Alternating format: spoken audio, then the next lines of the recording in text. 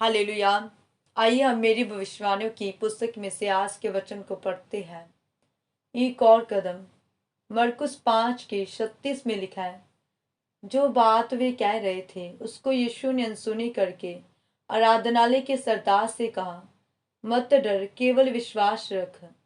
मेरे प्रियो, बाइबल बताते हैं कि जब आराधनालय के सरदार में से एक ने यीशु के पैरों पर गिरकर ये विनती की कि मेरी बेटी मरने पर है, तू आकर अपना हाथ उस पर रख कि वह चंगी होकर जीवित रहे।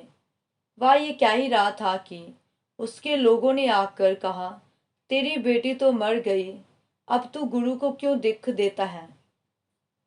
और जो बातें वे कह रहे थे, यीशु ने उन्हें अनसुनी करके आराधनालय के सरदार से कहा, मत डर, केवल विश्वास रख। इसलिए आप बाइबल के नियम को समझे और एक आत्मिक कानून को समझे, क्योंकि परमेश्वर जिसने कानून को बनाया है वह ये स्वीकार करता है कि उसके जो लोग हैं वे कानून को समझे। अगर आप आत्मिक कानून को नहीं समझेंगे तो समस्या होगी। क्या कानून है? एक और कदम।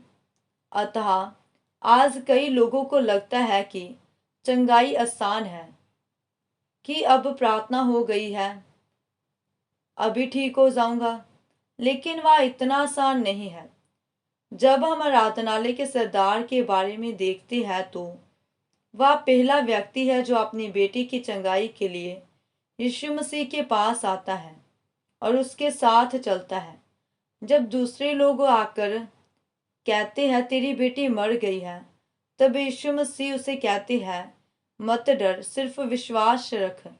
इसी तरह जब अंधा व्यक्ति यीशु मसीह के पीछे ये कहते हुए चल पड़ता है, प्रभु मुझ पर दया कर, प्रभु मुझ पर दया कर, लेकिन तब भी यीशु मसीह ने उसे ठीक नहीं किया, परंतु वह व्यक्ति और चलाने लगा, अर्थात उसने एक और कदम बढ़ाया। इसलिए मेरे प्रियो, जब आपका काम ना हो रहा हो तो आप परमेश्वर की ओर एक और कदम उठाइए, पीछे मत हटिए, क्योंकि परमेश्वर ऐसे काम नहीं करता है। आपको उसे दबाव देना पड़ता है और लगातार दबाव देना पड़ेगा। अर्थात आप प्रार्थना कर रहे हैं तो आप एक और कदम उठाएं, यानी आप अपनी प्रार्थना को और बढ़ाएं, उपवास करना शुरू कर दें, विश्वास को और बढ़ाएं। तब आपका जो काम नहीं हो रहा है वह होगा और आप बड़ी गवाही के साथ आशीषित होंगे। आमीन।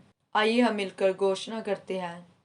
सर्वशक्तिमान परमेश्वर प्रभु यीशु मसीह के सामर्थी नाम में मैं ये घोषणा करती हूँ कि आज से जो व्यक्ति अपने जीवन की मुसीबतों में परमेश्वर पर भरोसा रख कर एक और आत्मिक कदम उठाएगा, वह व्यक्ति सफलता पाए और आशीषित हो। प्रभु यीशु मसीह के सामर्थी नाम में आमीन।